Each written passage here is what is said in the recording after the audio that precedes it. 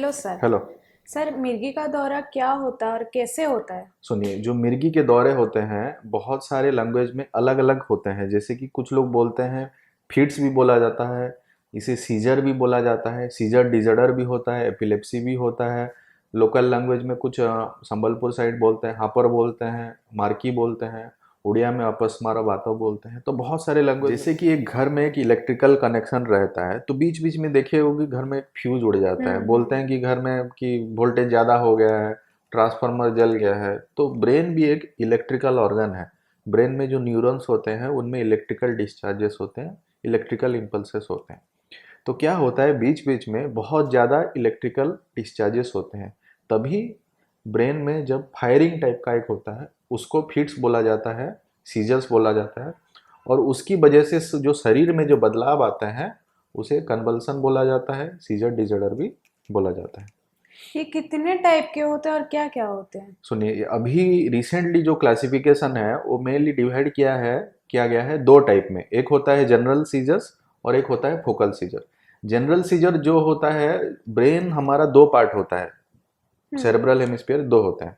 तो दोनों पार्ट से ही अगर इलेक्ट्रिकल डिस्चार्जेस अगर हो रहे हैं तो उसे जनरल सीजर्स बोला जाता है। अगर एक ही साइड से किसी स्पेसिफिक एरिया में अगर डिस्चार्जेस हो रहे हैं इलेक्ट्रिकल डिस्चार्जेस तो उसे फोकल सीजर। सर, जनरल और फोकल का सिम्टम्स क्या क्या रहते हैं? हाँ, देखिए, जो सबसे कॉमन आप मूवीज में देखे होंगे कि कहीं पे देखे होंगे, जो होता है कॉमनली होता है जनरल सीजर्स, जिसको टोनिक क्लोनिक बोला जाता है। उसमें क्या होता है, पहले इंसान के हाथ पैर टाइट हो जाते हैं, हम्म। आंख ऊपर चली जाती है। उसके बाद हाथ पैर ऐसे हिलते हैं, बहुत जोर से हिलते हैं, और मुंह से फ्रोथिंग होता है। और कुछ लोग मतलब उस टाइम यूरिनेट भी कर देते हैं पैंट में। तो ये एक कॉमन टाइप का होता है, उसे जनरलाइज टॉनिक क्लोनिक सीजर भी बोला जाता है। और फोकल सीजर्स क्या होते हैं, जैसे कि देखिए, मतलब एक ही साइड के हाथ ऐसे हिलेंगे कुछ टाइम, एक ही साइड अंगूठा ऐसे हिलेगा, कुछ लोगों के आंखें ऐसे होती हैं। तो ऐसे बहुत सारे अलग अलग टाइप के सिम्टम्स हो सकते हैं। और एक टाइप क्या होते हैं जो जनरलाइज सीजर होता है, उसको एब्सेंट सीजर होता है। उसमें क्या होता है, इंसान बहुत टाइम चुपचाप ऐसे खड़ा हो जाता है। बुलाएंगे फैमिली मेम्बर अगर बुलाएंगे भी तो वो सुनेंगे नहीं। फिर कुछ दिन बाद, कुछ टाइम बाद, 30 सेकंड हो गया, 2 मिनट हो गया, उसके बाद बोलेंगे क्या हुआ था। तो मतलब सडन से उठ जाएंगे और बोलेंगे कि नहीं, पता नहीं मुझे क्या चला, क्या हुआ था। तो उस टाइप के भी सिम्टम्स रहते हैं। सर, फिट्स में क्या क्या करना चाहिए? हाँ, अगर अगर आप देख रहे हैं कि कोई इंसान को फिट्स हो रहा है, आपके सामने फिट्स हो रहा है, तो पहली चीज़ है कि मतलब उसके सेफ्टी के बारे में अगर हम सोचेंगे कि अगर रास्ते के साइड में हो तो हम मतलब पास लाएंगे, उसे सेफ डिस्टेंस में लाएंगे। अगर पानी के पास है तो उसे दूर करेंगे पानी से। अगर उसके गले में कुछ टाई है, कुछ कपड़ा है, तो उसे दूर करेंगे। और उस टाइम बहुत लोग क्या करते हैं कि मुंह में अंगूठा डालते हैं कि मतलब उसे सांस लेने में तकलीफ, और ये सब मतलब कभी भी ना करें। तो अगर इंसान को मतलब जैसे ही अगर सेफ जगह पे है, ठीक जगह पे है, तो उसे मतलब लेटने दीजिए, कुछ मत करिए। अगर फिट्स अगर हो गया, कंप्लीट अगर हो गया, तो उसे एक साइड ऐसे टेढ़ा करके सुला दीजिए उसके रिकवरी होने तक। अगर रिकवरी होने के बाद भी बहुत लोग कंफ्यूज रहते हैं कि हम कहाँ हैं, क्या हो गया, तो उसे मतलब कामली शांत तरीके से बात कीजिए कि आप ठीक हैं, सही हैं, आप यहाँ पे हैं। सर, मिर्गी का दौरा जब पड़ता है, लोग जूता सूंघाते हैं, गोबर हम्म। सूंघाते हैं, और किसी की कोई कोई तो पीट भी देते हैं तो। हाँ हाँ, ये बहुत टाइम देखा गया है, बहुत लोगों में गलत फहमी है। ये तो लोग सोचते हैं कि एक दिमागी बीमारी नहीं है, अवेयरनेस की कमी है लोगों में। तो इसलिए कोई गोबर सूंघा रहा है, कोई जूता सूंघाता है, मूवीज में भी कुछ कुछ टाइम पहले दिखाते थे। तो ये सब रह रहा है, और लोग मतलब डॉक्टर की सलाह भी सर, नहीं कुछ लेते। लोग बोलते हैं कि हम्म। जब मिर्गी का दौरा होता है, आप जानते हैं कि वो मिर्गी का दौरा है, हम्म। पर कुछ लोगों का ऐसे विश्वास होता है कि कोई आत्मा इसके अंदर हाँ घुस हाँ, गया ये है। भी बहुत गलत फहमी है लोगों में। भूत का प्रवेश हो गया, आत्मा का प्रवेश हो गया, ये सब भी गलत फहमी रहता है। लोग इसीलिए भी वो जो नेटिव होते हैं, फेथ हीलर्स होते हैं, काला जादू करते हैं। सर, बच्चों में मिर्गी का दौरा कैसे आता है? बच्चों में देखिए, पहले होता है, पहले 1 मंथ में जो नियोनाटल पीरियड होता है उसमें अगर बच्चा पैदा होने के बाद तुरंत नहीं रोया तो उसे बर्थ एस्फिक्सिया बोला जाता है। उसके बाद ब्रेन में ऑक्सीजन की कमी हो जाती है और फिट्स होता है, उसे नियोनाटल सीजर्स बोलते हैं। हाइपोक्सिक इस्केमिक एन्सेफेलोपैथी कंडीशन होता है, उसमें हो सकता है।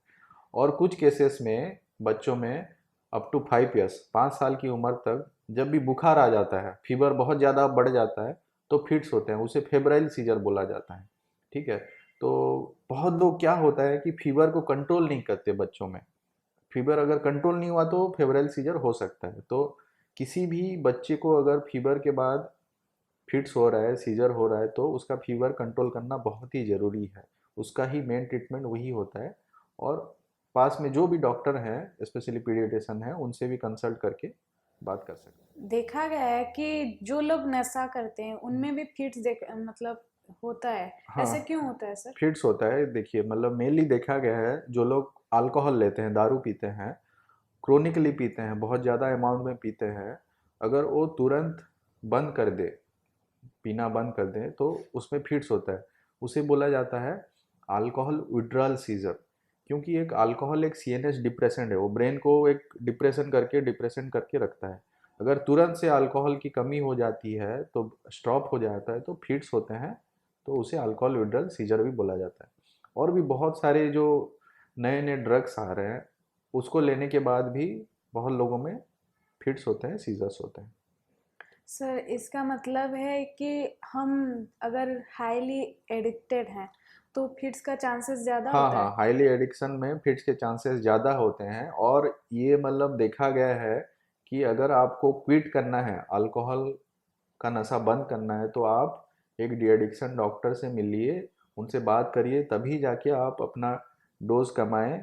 या तो एडवाइस ये दी जाती है कि एक हॉस्पिटल सेटअप में आप एडमिट हो जाएं, तभी जाके आपका जो डिटॉक्सिफिकेशन प्रोसेस होता है, अल्कोहल विड्रॉल आपको धीरे धीरे किया जाएगा एक प्रॉपर मेडिकल केयर में। सर साइकेट्रिक इलनेस क्या क्या रहता है फिट्स के वजह से? साइकेट्रिक इलनेस बहुत सारे कॉमनली पाए जाते हैं फिट्स में। सबसे ज़्यादा पाया जाता है डिप्रेशन। देखा गया है कि फिट्स के बाद ब्रेन में केमिकल चेंजेस होते हैं, उसमें भी डिप्रेशन होता है। और फिट्स के बाद ये भी बहुत टाइम होता है कि वो इंसान थोड़ा सेक्लूडेड हो जाता है, आइसोलेटेड हो जाता है सोसाइटी से। बहुत लोग बोलते हैं कि इसे फिट्स है, मिर्गी का दौरा है, ये पागल आदमी है, ये से भी मतलब गलत गलत बातें बोलते हैं। उससे उसके दिमाग में भी प्रेशर आता है। फैमिली लोगों का भी मतलब व्यू बहुत टाइम अलग हो जाता है। बहुत लोग ये होता है कि फिट्स होते हैं तो बहुत लोग शादी भी नहीं कराते, उसके बाद भी एक सोशल प्रेशर रहता है, स्ट्रेस बढ़ जाता है। इन सब की वजह से डिप्रेशन के चांसेस हो जाते हैं। और ये भी देखा गया है कि जिनका एपिलेप्सी है या ये जो मिर्गी का दौरा बीमारी है, उनमें साइकोसिस भी बहुत पाया जाता है। साइकोसिस होता है, इंसान को लगेगा कि मेरे अगेंस्ट कोई बातें कर रहे हैं, मुझे मार डालेंगे, उसके कान में आवाज़ें आते हैं, कुछ कुछ जो नहीं है चीज़ें वो भी दिखाई जाते हैं। ऐसे टाइप के सिम्टम्स भी बहुत कॉमनली पाए जाते हैं एपिलेप्सी में, मिर्गी। मिर्गी के दौरे में और क्या क्या बिहेवियरल प्रॉब्लम्स रहते हैं? बिहेवियरल प्रॉब्लम्स देखिए, एक होता है, कुछ कंडीशन होते हैं जो कि फिट्स में होता है, जो हम बात कर रहे थे फोकल सीजर। कुछ कंडीशन होते हैं जैसे कि टेम्पोरल लोब एपिलेप्सी हो गया, या फोकल सीजर्स हो गया। फोकल सीजर फ्रंटल लोब में अगर सीजर्स है, तो बिहेवियरल चेंजेस होते हैं, एग्रेशन होता है, वायलेंट बिहेवियर होता है, अलग तरीके से इंसान का बदलाव आ जाता है कुछ टाइम के लिए। और टेम्पोरल लोब एपिलेप्सी जो होता है, उसमें भी बहुत टाइप ऐसा लगता है कि मतलब इंसान को मतलब एक साइकोटिक एपिसोड आया है, इंसान बहुत घबरा जाता है, इधर उधर भागने लगता है, होशो हवास में नहीं रहता, वैसा भी सिम्टम्स आते हैं। इसका ट्रीटमेंट क्या क्या रहता है? सुनिए, पहले तो ट्रीटमेंट से पहले हम डायग्नोसिस करेंगे। यूजुअली ईईजी होता है। ईईजी होता है इलेक्ट्रोएन्सेफेलोग्राम। इलेक्ट्रोएन्सेफेलोग्राम कुछ ब्रेन में इलेक्ट्रोड्स दिए जाते हैं, और जो इलेक्ट्रिकल एबनॉर्मल इलेक्ट्रिकल डिस्चार्जेस जो ब्रेन में होते हैं फिट्स के दौरान, उस टाइम वो डिटेक्ट होते हैं किस लोब में आपका सीजर है, फ्रंटल लोब में है, टेम्पोरल लोब में है, या जनरलाइज्ड पूरे सारे ब्रेन में है। उसके हिसाब से ट्रीटमेंट का प्लान किया जाता है। और कुछ केसेस में जैसे कि मतलब कुछ ट्यूमर की वजह से भी हम्म। फिट्स हो सकता है, तो वो सब को रूल आउट करने के लिए एमआरआई ब्रेन का स्कैन भी कराया जाता है। इसका ट्रीटमेंट क्या क्या होता है और कैसे होता है? इसका देखिए, इसका प्राइमरी ट्रीटमेंट होता है मेडिसिन, जिसे एंटी एपिलेप्टिक्स बोला जाता है, जो सीजर को कंट्रोल करता है, ब्रेन में जो इलेक्ट्रिकल डिस्चार्जेस हैं उनको दबा के रखता है, काम करता है। बहुत सारे नए नए मेडिसिन हैं, ठीक है। पहले बहुत कम लिमिटेड मेडिसिन थे, आजकल नए नए मेडिसिन डिस्कवरी हो रहा है, ठीक है। उसके बाद यूज़ किया जाता है। और एक मतलब जानने वाली बात ये लोगों को है कि इसका इलाज लंबे समय तक चलता है, ठीक है।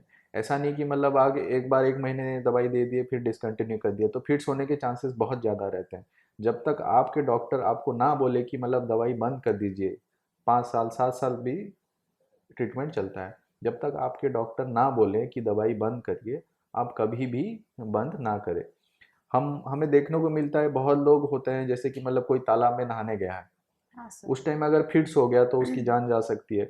कोई इंसान ड्राइविंग कर रहा है, अगर उस टाइम अगर फिट्स हो गया तो मतलब उसका ड्राइविंग कंट्रोल खत्म हो जाएगा, उसकी भी जान जा सकती है और जो गाड़ी में बैठे हैं उसकी भी जान जा सकती है। तो ये जो फिट्स है, मिर्गी का दौरा है, तो मतलब उसको लाइटली कभी भी ना ले। अगर घर में हो रहा है तो इंसान सेफ है, अगर बाहर हो रहा है तो इंसान हाईली अनसेफ है। कभी भी मतलब कुछ एक्सीडेंट हो सकता है, अनफॉर्चुनेट इंसिडेंट हो सकता है। तो कभी भी दवाई बंद ना करें, और जब तक आप तक डॉक्टर ना बोले दवाई कंटिन्यू रखें। दवाई लेने के बाद फिट्स आ सकते हैं क्या? हाँ, कुछ टाइम होते हैं, जैसे कि दवाई लेने के बाद भी अगर इंसान का वजन ज़्यादा बढ़ गया हो, वो दवाई का अगर डोज कम हो गया हो इस इंसान को, उसके बाद भी हो सकता है। तो डॉक्टर से मिलिए, डॉक्टर आपका डोज इंक्रीज करेंगे, बढ़ाएंगे, नहीं तो और भी कुछ अगर दवाई ऐड करेंगे उसके बाद मैनेज हो सकता है उसका। ठीक है, thank you sir. Thank you.